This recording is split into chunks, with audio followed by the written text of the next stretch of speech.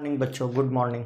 देखो, पिछले क्लास में लेक्चर 1 और लेक्चर 2 में हमने एटॉमिक स्ट्रक्चर शुरू किया था और कैथोड रे, एनोड रे और कौन सा मतलब कैथोड रे, एनोड रे से ये पता कर लिया था, इलेक्ट्रॉन, प्रोटॉन, न्यूट्रॉन ये सब पता कर लिया था। थॉमसन मॉडल भी पढ़ लिया था और रदरफोर्ड को भी ख़त्म कर लिया था। उसके ड्रॉबैक वगैरह को भी क्या कर लिए थे, ख़त्म कर लिए थे। पिछले लेक्चर में हमने आपको closest approach, distance of closest approach निकालना सिखा दिया था। आज के लेक्चर में हम सीखते हैं इलेक्ट्रोमैग्नेटिक वेव के बारे में। किसके बारे में? Electromagnetic wave. ध्यान से सुनिएगा, आज का लेक्चर है इलेक्ट्रोमैग्नेटिक वेव। ध्यान से देखो, इलेक्ट्रोमैग्नेटिक वेव, इलेक्ट्रोमैग्नेटिक वेव। ध्यान से सुनना, जब भी कोई चार्ज एस्केलरेट करेगा तो वो क्या प्रोड्यूस करेगा? Electromagnetic wave. तो जब भी कोई चार्ज एस्केलरेट करेगा, व्हेन ए चार्ज एस्केलरेट, जब भी कोई चार्ज एस्केलरेट करता है तो क्या प्रोड्यूस करता है बेटे? जब भी कोई चार्ज एस्केलरेट करेगा तो वो क्या प्रोड्यूस करेगा? वो प्रोड्यूस करेगा इलेक्ट्रोमैग्नेटिक वेव, जहां पर इलेक्ट्रिक और मैग्नेटिक फील्ड परपेंडिकुलर वाइब्रेट करेंगे। तो लिखो, when A charge particle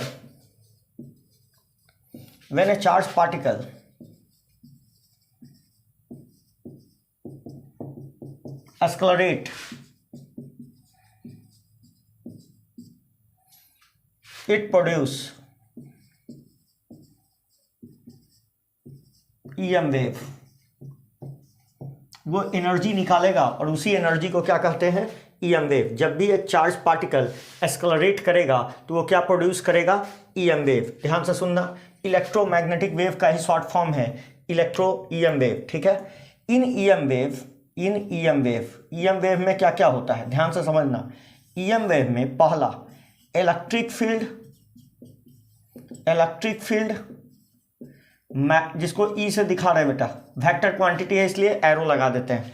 electric field, magnetic field जिसको B से दिखा रहे हैं बेटा, ये भी वेक्टर क्वांटिटी है। एंड डायरेक्शन ऑफ प्रोपागेशन किसका? EM वेव का, जिसको आप EM वेव कह रहे हो, क्योंकि ये वेव है तो ये प्रोपागेट तो करेगा ना। EM wave are perpendicular to each other, ये तीनों एक दूसरे पर परपेंडिकुलर होते हैं। मतलब इलेक्ट्रिक फील्ड मैग्नेटिक फील्ड पर, और मैग्नेटिक फील्ड के दोनों कौन होता है बेटा? मतलब डायरेक्शन ऑफ प्रोपागेशन, मतलब इसको C से दिखाते हैं, स्पीड ऑफ लाइट से। ठीक है, इसका मतलब जितने भी इलेक्ट्रोमैग्नेटिक वेव हैं सब स्पीड ऑफ लाइट से ट्रेवल करते हैं, कोई भी हो। ठीक है, परपेंडिकुलर टू ईच अदर। कहने का क्या मतलब है बेटा? कहने का ये मतलब है, देखो, यदि हम यहाँ इलेक्ट्रिक फील्ड बना दें यहाँ y एक्सिस पर, और z एक्सिस पर क्या बना दें? मैग्नेटिक फील्ड बना दें B वेक्टर, और यहाँ E वेक्टर बना दें, तो direction of propagation of light ये वाला होगा। ये है तुम्हारा direction of propagation of light या वेव। इस तरीका से वेव तुम्हारा ट्रैवल करेगा। आ रहा है समझ में? और इलेक्ट्रिक फील्ड कैसे वाइब्रेट करेगा बेटा? इस तरीका से, परपेंडिकुलर। और मैग्नेटिक फील्ड इसके परपेंडिकुलर, इस तरीका से। कहने का मतलब डायरेक्शन ऑफ प्रोपागेशन दोनों का परपेंडिकुलर होगा। मतलब C is perpendicular to B and E, और B is perpendicular to E। ठीक है, इस C का स्पीड, C का मतलब क्या हो गया? C हो गया बेटा स्पीड ऑफ लाइट, जिसको आप स्पीड ऑफ लाइट कहते हो। और इसी स्पीड से EM वेव चलता है। EM वेव का भी स्पीड कितना मान लिया जाता है? लाइट के स्पीड के, जितने भी EM वेव हैं। ठीक है, और इलेक्ट्रोमैग्नेटिक वेव में बेटा बहुत सारा वेव आता है, तो हम बस एक के वेव को देखते हैं, कौन सा? लाइट को, बाकी सबको नहीं देख पाते हैं। थोड़ी देर में आएगा, समझ जाएंगे हम। तो EM वेव का हम एक टुकड़ा देखते हैं, पूरा EM वेव नहीं देखते। ठीक है ना, एक टुकड़ा, छोटा सा पार्ट में हम लोग देखते हैं। जो भी हम दुनिया देख रहे हैं ना, वो लाइट कहलाती है, बस EM वेव का एक छोटा सा पार्ट। ठीक है, तो ये रहा EM वेव। और इसका स्पीड कितना लिख लेते हैं बेटा? 3 × 10⁸ मीटर पर सेकेंड। ये फिक्स होता है बेटा, ये फिक्स होता है, ये कभी वेरी नहीं करता। आ गया समझ में? आ गया समझ में? अब मेरी बात सुनो। तो EM वेव में इलेक्ट्रिक फील्ड, डायरेक्शन भी तो, स्पीड भी तो वेक्टर को, मतलब ये क्या है? वेलोसिटी है, तो वेलोसिटी भी वेक्टर क्वांटिटी है। मतलब C vector is perpendicular to B vector और B vector is perpendicular to E vector. इस तरीके से वेक्टोरियल फॉर्म में रिप्रेजेंट कर दिया जाता है। और ये तीनों एक दूसरे के क्या होते हैं, परपेंडिकुलर, तीनों परपेंडिकुलर होते हैं आपस में, ठीक है। मतलब डायरेक्शन, इसको कहेंगे डायरेक्शन ऑफ प्रोपागेशन, ये इलेक्ट्रिक फील्ड, ये मैग्नेटिक फील्ड। क्लियर है यहां तक? फिर से सुनो, ईएम वेव कब पैदा होगा? जब भी कोई चार्ज पार्टिकल एक्सेलरेट करेगा तो क्या प्रोड्यूस करेगा? EM wave. In EM wave electric field, magnetic field and direction of propagation perpendicular to each other, इस तरीका से। और सी क्या है? Speed of light. दूसरी बात हम कहें, इसके लिए no medium is required, no medium is required for propagation, इसके लिए कोई माध्यम की जरूरत नहीं होती। रिक्वायर्ड फॉर प्रोपागेशन, प्रोपागेशन, इसको चलने के लिए कोई माध्यम की जरूरत नहीं है। एग्जाम्पल जैसे सन, एग्जाम्पल क्या? सन से जो रोशनी आ रही है उसको चलने के लिए कोई माध्यम चाहिए क्या? बिल्कुल नहीं। इसलिए ईएम वेव कहां से प्रोड्यूस हो रहा है? सन से, या जो लाइट है उससे प्रोड्यूस हो रहा है, ठीक है। आ गया समझ में? दूसरी बात ध्यान से सुनना बेटे, सुनते जाना, बहुत आसान टॉपिक पढ़ रहे हैं, ठीक है। अब ऐसा हुआ है कि हम ईएम वेव को मोटा मोटी लाइट कह दें अभी तत्काल में, कोई दिक्कत है? ईएम वेव का मतलब हम तो देखते हैं लाइटे को है ना, तो लाइट को ही स्टडी कर लिए तो हम बोल देंगे कि ईएम वेव को कर लिए, ठीक है। या ईएम वेव को कर लिए तो कह देंगे लाइट को कर दिए। तो देख बेटा, ईएम वेव मतलब लाइट, ठीक है। हम ईएम वेव किसके लिए यूज कर रहे हैं? लाइट के लिए। तो ईएम वेव, ध्यान से सुनना, जिसको हम ईएम वेव कह रहे हैं बेटा, ध्यान से सुनो, ईएम वेव इलेक्ट्रोमैग्नेटिक वेव, जिसके लिए हम यूज कर रहे हैं लाइट। तो लाइट के बारे में दो पोस्टुलेट चलता है, लाइट का दो पोस्टुलेट चलता है कि लाइट को कभी कभी वेव भी मान लिया जाता है, और क्या मान लिया जाता है? पार्टिकल। लाइट या इलेक्ट्रोमैग्नेटिक वेव को कभी कभी वेव की तरह भी ट्रीट करते हैं और पार्टिकल की भी तरह ट्रीट करते हैं। मतलब ईएम वेव के पास ड्यूअल कैरेक्टर होता है। कैसा कैरेक्टर होता है? ड्यूअल। ये लाइट की तरह भी मतलब वेव की तरह भी व्यवहार करता है और पार्टिकल की भी तरह व्यवहार करता है। तो तुम्हारे दिमाग में आएगा कि वेव की तरह व्यवहार करता है, मतलब वेव का कौन सा प्रॉपर्टी ये शो करता होगा? तो वेव का दो प्रॉपर्टी बेटा। पहला प्रॉपर्टी, वेव का सबसे इंपॉर्टेंट दो प्रॉपर्टी है। वेव कोई भी चीज होने के लिए, वेव होने के लिए उसको दो प्रॉपर्टी सेटिस्फाई करना पड़ेगा। पहला इंटरफेरेंस, इंटरफेरेंस, और दूसरा क्या होता है बेटा? दूसरा कौन सा प्रॉपर्टी? डिफ्रैक्शन। क्या बेटा? डिफ्रैक्शन। ये वेव ही शो कर सकता है, कभी भी पार्टिकल शो नहीं करता। तो लाइट को वेव भी माना जाता है और लाइट को कहीं कहीं क्या मानना पड़ता है? पार्टिकल। तब जाके लाइट का कंप्लीट डेफिनेशन हो पाता है। मतलब लाइट की प्रॉपर्टी को डील करने के लिए हमको इसको दोनों मानना पड़ेगा, ठीक है। मगर हाँ, एक समय में एक ही चीज मानिएगा, या तो पार्टिकल मानिएगा नहीं तो वेव मानिएगा। तो जब वेव मानिएगा तो पार्टिकल मत मानिएगा, जब पार्टिकल मानिएगा तो क्या नहीं मानिएगा? वेव। समझ में आया? अब पार्टिकल का कैरेक्टर कौन कौन शो करता है? तो ये दो प्रॉपर्टी शो करता है। कौन कौन? एक होता है बेटा ब्लैक बॉडी रेडिएशन, पढ़ेंगे ब्लैक बॉडी रेडिएशन, ठीक है, करिया बॉडी रेडिएशन, ठीक है, करिया बॉडी रेडिएशन। और दूसरा होता है बेटे, दूसरा होता है जिसको फोटो इलेक्ट्रिक इफेक्ट कहते हैं। इसी के लिए आइंस्टाइन को नोबेल प्राइज मिला था, फोटो इलेक्ट्रिक इफेक्ट। आ गया? तो ध्यान से सुनो, हमने कहा लाइट या ईएम वेव के दो कैरेक्टर, वेव कैरेक्टर और पार्टिकल कैरेक्टर। तो अब तुम्हारे दिमाग में आएगा कि ऐसा कौन कौन वैज्ञानिक था सर कि ये कुछ वेव मान लिया कुछ पार्टिकल मान लिया? बता रहे हैं। ईएम वेव को वेव मानने में सबसे बड़ा हाथ था बेटा मैक्सवेल नाम के साइंटिस्ट। हाँ हम समझ गए, तुमको याद आ गया। जब इलेक्ट्रॉन घूम रहा था तो एनर्जी रेडिएट कर रहा था, जिसके वजह से उसका पाथ है सर्कुलर न रह के स्पाइरल हो गया, फाइनली न्यूक्लियस में आ गया। यही ना बोला था मैक्सवेल का इलेक्ट्रोमैग्नेटिक थ्योरी। हाँ बेटा, उसी ने लाइट को क्या माना था? वेव। और इसको पार्टिकल किसने माना था? प्लांक ने। एक साइंटिस्ट था बेटा प्लांक, ये प्लांक एंड आइंस्टाइन भी ने इनको क्या माना था बेटा? पार्टिकल माना था। दो साइंटिस्ट ने वेव किसने माना था? वेव माना किसने? मैक्सवेल ने। और पार्टिकल किसने माना? प्लैंक ने। अब पार्टिकल और वेव से क्या मतलब है? मान ले बेटा ये सोर्स है, तेरा सोर्स है और ये तेरा टारगेट है। तो दो वैज्ञानिक एक ही चीज को अलग अलग डील कर रहा है एक ही चीज, उसको डील करने का नजरिया अलग है। वैल्यू कैलकुलेशन भी करोगे तो हर चीज सेम आएगा, सिर्फ बताने का तरीका अलग है। एक बोलता है कि जैसे ये सन हो गया तुम्हारा, ये तुम हो गए, ठीक है। तो सन से रोशनी दो तरीका से आ सकती है। एक वैज्ञानिक कहता है कि इस तरीका से वेव के फॉर्म में आ रही है, कंटिन्यूअस आ रही है इस तरीका से वेव के फॉर्म में, और वेव कंटिन्यूअस होता है भाई, ठीक है। दूसरा वैज्ञानिक कहता है नहीं, ये जो वेव पूरा का पूरा नहीं, छोटे छोटे टुकड़ों में आती है इस तरीका के। तो ये जो छोटा वाला टुकड़ा वाला पाथ है, ये तो पार्टिकल नेचर को बता रहा है, क्योंकि ये डिसकंटिन्यूअस आ रहा है समझ में, ये पार्टिकल नेचर को सपोर्ट कर रहा है। और इसी को मैक्स प्लैंक ने सपोर्ट किया था, सॉरी मैक्स प्लैंक ने सपोर्ट किया था, इसको मैक्स प्लैंक ने सपोर्ट किया था। और ऊपर वाला थ्योरी किसने दिया था बेटा?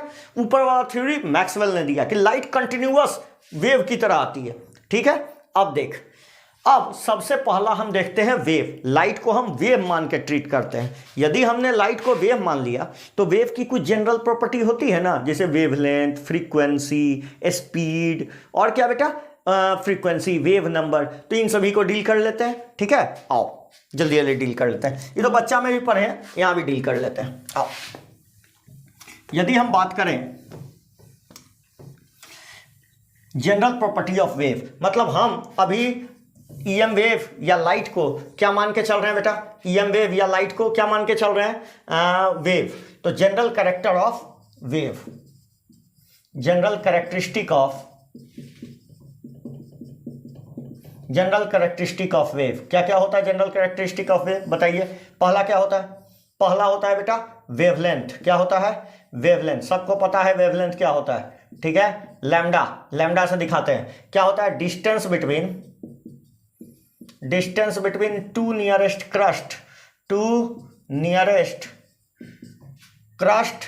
क्रस्ट मतलब मीन पोजीशन से ऊपर वाला बता रहे हैं, क्रस्ट एंड ट्रफ दोनों ले सकते हो। जैसे मान ले बेटा, ये एक वेव हम कंसीडर कर ले। देख, वेव क्या है? डिस्टर्बेंस है, जो स्पीड में क्या, जो स्पेस में क्या करता है? प्रोपागेट करता है। आ रहा है समझ में? तो ये एक वेव है बेटा, देख ले, ये वेव है जो इधर की ओर ट्रैवल कर रहा है, ये वेव है, और ये इधर की ओर क्या कर रहा है? ट्रैवल कर रहा है, ठीक है। मान लेते हैं अभी v स्पीड से चल रहा है। कितने के स्पीड से चल रहा है? v, ठीक है। तो हम बोल रहे हैं ना बेटा, दो नियरेस्ट क्रस्ट या दो नियरेस्ट ट्रफ के बीच की दूरी। तो ये देखो, ऊपर वाला क्रस्ट कहलाता है, तो ये डिस्टेंस तुम्हारा लैम्डा कहलाएगा, ठीक है। इसको नापोगे कौन सी? यूनिट क्या दोगे? हाँ बेटा समझ में आ गया, क्योंकि ये डिस्टेंस है तो हम सेंटीमीटर में भी नाप सकते, मीटर में भी नाप सकते, एंगस्ट्रम में भी नाप सकते। और हम जानते हैं ना, एक एंगस्ट्रम बराबर क्या होता है? 10 का पावर -10 मीटर या 10 का पावर -8 सेंटीमीटर होता है ना बेटे, ये होता है। दूसरा हम ये देख रहे हैं कि ये इस पोजीशन को मीन पोजीशन कहते हैं। कौन सा पोजीशन कहते हैं बेटा? Mean position. हम देख रहे हैं कि ये मीन पोजीशन से कुछ ऊपर चला गया है वेव, ये डिस्टेंस या ये डिस्टेंस, इसको क्या कहेंगे? इसको कहेंगे एम्पलीट्यूड। क्या कहेंगे? मीन पोजीशन से वेव जितना ऊपर चला गया उसको क्या कहते हैं? एम्पलीट्यूड। तो अगला डेफिनेशन हम बोल रहे हैं amplitude, distance from mean position, distance from mean position से जितना डिस्टेंस ऊपर जाएगा उसी को क्या कहेंगे बेटा? एम्पलीट्यूड। इसका भी यूनिट क्या होगा? बोलो। वही होगा जो इसका यूनिट होगा, सेंटीमीटर, मीटर, एंगस्ट्रम, जिसमें नापना है नापिए। नेक्स्ट आते हैं जो वेव की जनरल प्रॉपर्टी है उसको कहते हैं फ्रीक्वेंसी। क्या कहते हैं बेटा? फ्रीक्वेंसी। देख,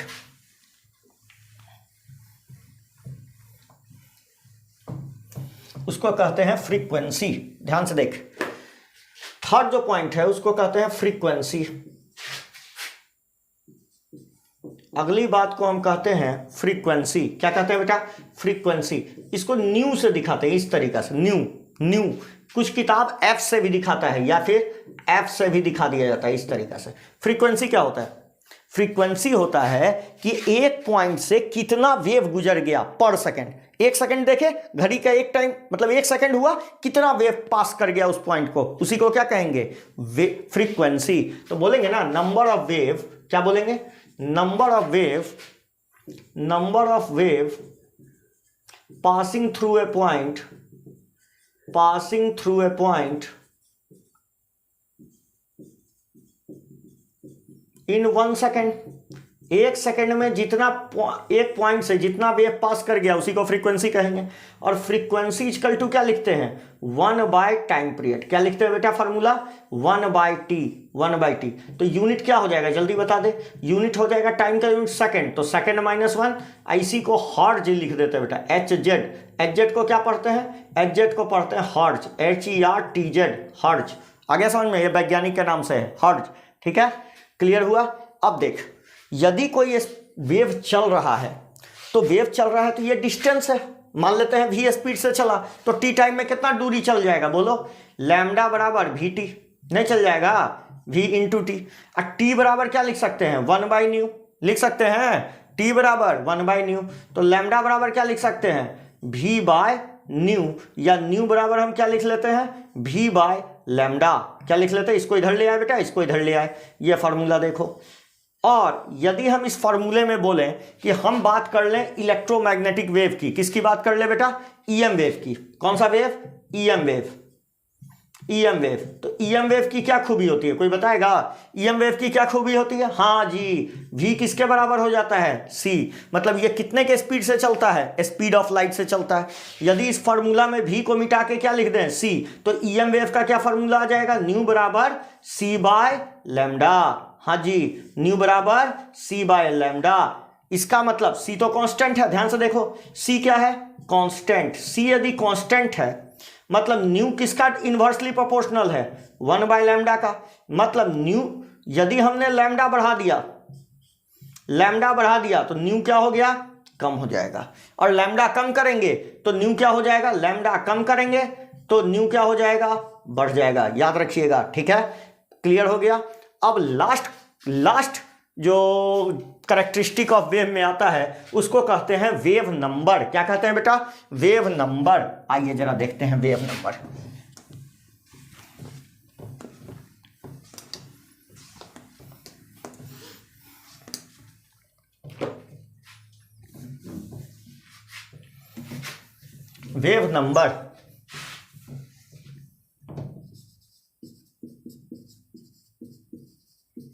वेव नंबर v बार कैसे दिखाते हैं बेटा, चौथा क्या होता है, वेव नंबर, इसको v बार से दिखाते हैं। क्या होता है कि एक यूनिट लेंथ में कितना वेव है, कितना वेवलेंथ है, एक यूनिट लेंथ में कितना वेवलेंथ है, उसी को वेव नंबर कहा जाता है। तो क्या बोलेंगे, नंबर ऑफ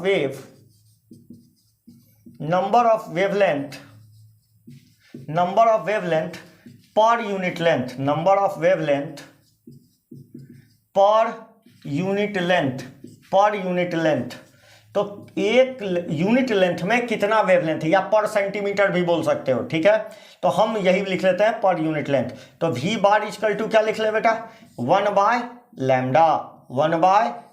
यूनिट क्या हो जाएगा बता सकते हो, हाँ जी, क्यों नहीं बता सकते हैं। यदि आपने लैम्डा को मीटर में मेजर किया तो मीटर -1, सेंटीमीटर में मेजर किया सेंटीमीटर -1। तो बहुत लोग सेंटीमीटर में डिफाइन करता है, हम बस बोल देते हैं पर यूनिट लेंथ जो वेवलेंथ है उसी को क्या कहते हैं, वेव नंबर। आ गया समझ में। अब देखो कहता है, एक क्वेश्चन छोटा सा देते हैं, ठीक है, एक छोटा सा क्वेश्चन देते हैं कि if a wave has frequency, जैसे मान लो एक क्वेश्चन देते हैं, इफ ए वेव हैज, एक छोटा सा क्वेश्चन है, बच्चा वाला एकदम हलवा। If a wave has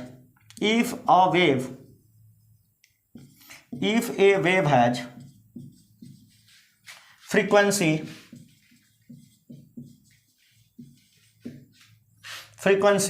10 angstrom, find lambda wavelength. निकल जाएगा, बोलो ना, इससे हल्का सवाल क्या होगा, वेवलेंथ और फ्रीक्वेंसी में क्या संबंध बताया गया है इलेक्ट्रोमैग्नेटिक वेव का, ईएम वेव है बेटा, EM wave. If an EM wave, एक ईएम वेव का फ्रीक्वेंसी इतना है तो फाइंड वेवलेंथ। ईएम वेव बराबर फॉर्मूला इक्वल टू क्या लिखते हैं, c/λ। c का वैल्यू 3 × 10⁸, ठीक है। तो आपको क्या क्या दिया हुआ है वो देखो, इधर आपको दिया हुआ है, तो इसको ऐसे लिख सकते हैं, लैम्डा इक्वल टू क्या लिख सकते हैं, c/ν लिख सकते हैं। चल लैम्डा ही निकालना है, c का वैल्यू 3 × 10⁸ मीटर पर सेकेंड लिखेंगे, डिवाइडेड बाय कितना हो गया बेटा, 10 एंगस्ट्रॉम है तो 10 × 10⁻⁻10 मीटर होगा। क्लियर है, एंगस्ट्रम फ्रीक्वेंसी है ना, तो सेकंड माइनस वन क्या हो जाएगा बेटा, second minus one, second minus one से सेकंड कट गया, क्या बचा बोलिए, ये 10 का पावर 9 हुआ तो कितना हो गया, 10 का पावर -9, -9 गया ऊपर तो प्लस हो गया, कितना हो गया, कितना हो गया बेटा, 3 × 10⁻17 मीटर। क्लियर हुआ, क्लियर हुआ, क्लियर है ये सवाल। देखो ना ये कितना हो गया, 9 -9 ऊपर गया तो प्लस हो गया, 8 8 9 कितना होता है, 8 9 17, इसलिए पावर कितना चढ़ा दिए, 17। आ गया समझ में, क्लियर हुआ। कहता है EM वेव हैज फ्रीक्वेंसी इतना, फाइंड वेवलेंथ। ठीक है, फाइंड वेवलेंथ। नेक्स्ट लिखिए। अब मेरी बात समझिए, एक टर्म हम पढ़ाने जा रहे हैं जो कि काफी इंपॉर्टेंट है, हम ट्रिक भी बता देंगे। ठीक है, देखो मिटा रहे हैं। एक टर्म होता है बेटे जिसको कहते हैं, इससे सवाल आते हैं। ठीक है, ध्यान रखिएगा, इससे सवाल आते हैं। तो एक फॉर्मूला है, न्यू बराबर क्या सीखे हमने, न्यू बराबर c/λ। किसके केस में, किसके केस में, इलेक्ट्रोमैग्नेटिक वेव के केस में। अब बाकी सब के लिए v/λ। ठीक है, अब मेरी बात समझिए, बाकी सब वेव के लिए v/λ। अब हम सीख रहे हैं इलेक्ट्रोमैग्नेटिक स्पेक्ट्रम, मतलब सन से जितने भी EM वेव आ रहे हैं उनको उनके वेवलेंथ के हिसाब से या उनके वेवलेंथ के हिसाब से या फ्रीक्वेंसी के हिसाब से सजा देना ही क्या कहलाता है, इलेक्ट्रोमैग्नेटिक स्पेक्ट्रम। अब इसके लिए हम देखते हैं क्या बेटा, इलेक्ट्रोमैग्नेटिक स्पेक्ट्रम के लिए हम देखते हैं सबसे ज्यादा वेवलेंथ वाला कौन होता है, रेडियो वेव। क्या होता है, रेडियो वेव। उसके बाद क्या होता है, माइक्रोवेव। क्या बोलते हैं बेटा, माइक्रोवेव। उसके बाद क्या बोलते हैं, इंफ्रारेड। क्या बोलते हैं, इंफ्रारेड। क्या बोलते हैं, फिर से सुनो, रेडियो वेव, माइक्रोवेव, इंफ्रारेड। उसके बाद विजिबल रे, ध्यान से समझना, विजिबल रे। उसके बाद यूवी रे, कौन सा रे, यूवी रे। उसके बाद कौन आता है बेटा, एक्स रे। उसके बाद कौन आता है, गामा रे। उसके बाद कौन आता है, गामा रे। उसके बाद कौन सा रे आ जाता है बेटा, कॉस्मिक रे। फिर से सुनो, हमने क्या कहा, radio wave, microwave, infrared, visible, UV ray, X ray, gamma ray, cosmic रे। Radio wave, microwave, infrared, visible, UV ray, X ray, gamma ray, cosmic रे। तो ये इनके वेवलेंथ के हिसाब से सजाया गया है। यदि हम इधर से इधर जाएं बेटा, इधर से इधर जाएं तो लैम्डा बढ़ जाता है, फ्रीक्वेंसी मतलब वेवलेंथ क्या होता है, बढ़ता है। तुम ही जानते हो यदि वेवलेंथ बढ़ेगा तो फ्रीक्वेंसी क्या होगी बेटा, फ्रीक्वेंसी कम हो जाएगी। और अब ये बता देते हैं यदि फ्रीक्वेंसी कम होगी ना तो एनर्जी भी क्या हो जाएगी, कम हो जाएगी। मतलब सबसे कम एनर्जी किसका होता है, रेडियो वेव का, और सबसे ज्यादा एनर्जी कौन सा होता है, कॉस्मिक वेव का। भगवान के पीछे देखे हो ना, लाइट वाइट चमकता है, भगवान का फोटो जो देखते हो वो सब क्या है, जिसे लोग कहते हैं ना कि हमको बहुत दिव्य फील हो रहा है, वो सब कॉस्मिक वेव होते हैं, कॉस्मिक रे। भगवान के पीछे भी देखना, जब यूनिवर्स का फोटो वोटो देख रहे होगे यूनिवर्स का, तो उसमें कॉस्मिक रे ही दिखाई देता है। या वो जो देखे थे ना महाभारत में, मैं समय हूँ, तो वो वाला भी कौन था, कॉस्मिक रे ही था। आओ इधर, अब हम बात करते हैं रेडियो वेव की। कौन सी वेव की बात करते हैं, रेडियो वेव। ध्यान से समझना, रेडियो वेव का यूज हम लोग कम्युनिकेशन में करते हैं, वो जो टेलीफोनिक कम्युनिकेशन में करते हैं। माइक्रोवेव से तो खाना बना लेते हैं बेटा। इंफ्रारेड हमारे मोबाइल टॉर्च में लगा होता है, इंफ्रारेड से ही हम अपने मोबाइल का स्क्रीन टच यूज करते हैं। इंफ्रारेड मतलब हमारे हाथ से इंफ्रारेड रेडिएशन निकलता है। विजिबल रे, यही तो ये सारे इलेक्ट्रोमैग्नेटिक वेव में हम सिर्फ और सिर्फ किसको देखते हैं, विजिबल रे को। विजिबल रे का मतलब सिंपली लाइट, विजिबल रे का मतलब सिंपली लाइट, इसी को लाइट बोलते हैं। और ये कहां से कहां तक फैला होता है, सब जानता है, VIBGYO और R तक, विबजियोर तक, जहां R स्टैंड फॉर रेड है और V स्टैंड फॉर वॉयलेट है। ठीक है, इसका वेवलेंथ 3800 एंगस्ट्रॉम ले लिया जाता है, और 3600 एंगस्ट्रॉम ले लो, ज़्यादा अच्छा रहेगा, 3600 एंगस्ट्रॉम। और इसका ले लो कितना बेटा, 7600 एंगस्ट्रॉम। इसका ले लो 7800 एंगस्ट्रॉम। उल्टा हो गया क्या, हाँ इसको 3800 ले लो, 3800 ले लो और इसको 7600 एंगस्ट्रम ले लो, 7600 एंगस्ट्रम के आसपास। ठीक है, तो देख रहे हो इधर से इधर जाने पर वेवलेंथ क्या हो रहा है, बढ़ रहा है। यहां भी इधर से इधर आओगे तो वेवलेंथ क्या होगा, बढ़ेगा, बढ़ेगा, वेवलेंथ क्या हो जाएगा, बढ़ जाएगा, नहीं बढ़ रहा है। यही कारण है कि रेड लाइट का यूज सिग्नल वगैरह में किया जाता है। दूर से ही क्या मारता है, दूर से ही दिख जाता है। सन डूबने और उगने समय कैसा दिखाई देता है, रेड, क्योंकि इसका वेवलेंथ बहुत ज्यादा है, बहुत दूर तक ट्रेवल करता है। दूसरी बात, यदि दूर तक ट्रेवल करेगा तो इसका स्कैटरिंग कम होगा, स्कैटरिंग कम होगा तो दूर से दिख जाएगा। अच्छा, दूसरी बात, हमारा आंख सबसे ज्यादा सेंसिटिव ग्रीन येलो रीजन में होता है, ग्रीन येलो, इसलिए डॉक्टर का कटन्स जो होता है वो कैसा होता है, ग्रीन। आ गया समझ में, ये सब हम बात बता दिए। जितने भी इलेक्ट्रोमैग्नेटिक वेव होते हैं सब कितने के स्पीड से चलते हैं, स्पीड ऑफ लाइट। ये सारे इलेक्ट्रोमैग्नेटिक वेव कितने के स्पीड से चल रहे हैं, स्पीड ऑफ लाइट से। तो हमने रेडियो वेव बोला, कम्युनिकेशन में यूज होता है। माइक्रोवेव मुर्गा पकाने में, ठीक है, खाना वाना पकाने में यूज कर रहे हैं आजकल। कीटाणुनाशक में माइक्रोवेव, ठीक है, माइक्रोवेव से खाना पका लेते हैं। ठीक है, इंफ्रारेड, टॉर्च, मोबाइल जो टच कर रहा है, टॉर्च में भी होता है बेटा, बहुत सारा टॉर्च में।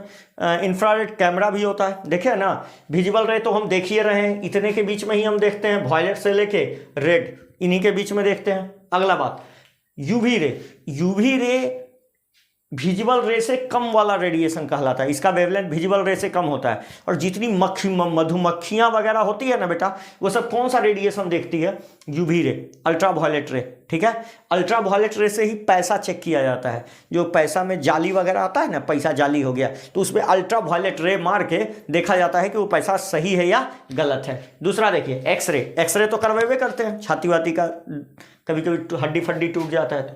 Gamma ray, gamma ray radio active DK में निकलता है, रेडियो एक्टिव डीके में कौन सा रे निकलता है, गामा रे। और लास्ट में क्या हो जाता है बेटा, कॉस्मिक रे। भगवान के पीछे जो रोशनी चमकता है वो सब कौन सा रे है, कॉस्मिक रे। तो सबसे ज्यादा एनर्जी वाला कौन है, रेड। सबसे ज्यादा एनर्जी वाला कौन है, कॉस्मिक रे। और सबसे कम एनर्जी वाला कौन है, रेडियो वेव।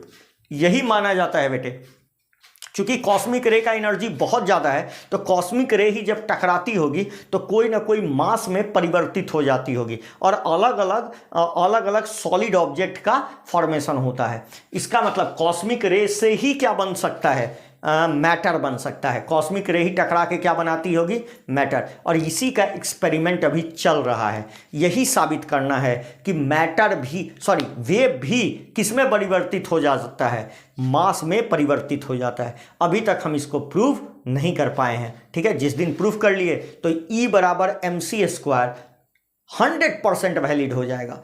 अभी तक हम बस ये जानते हैं कि एनर्जी को किसमें, मैटर को किसमें 100% कन्वर्ट किया जा सकता है, एनर्जी में। मगर एनर्जी को 100% मैटर में कन्वर्ट करना अभी हमको आया नहीं है। कुछ दिनों में आ जाएगा, जिस दिन ये प्रूव हो जाएगा। इसके लिए बहुत जोर शोर से दुनिया के वैज्ञानिक लगे हुए हैं ताकि ये एक्सपेरिमेंट पूरा किया जा सके और इसको साबित किया जा सके।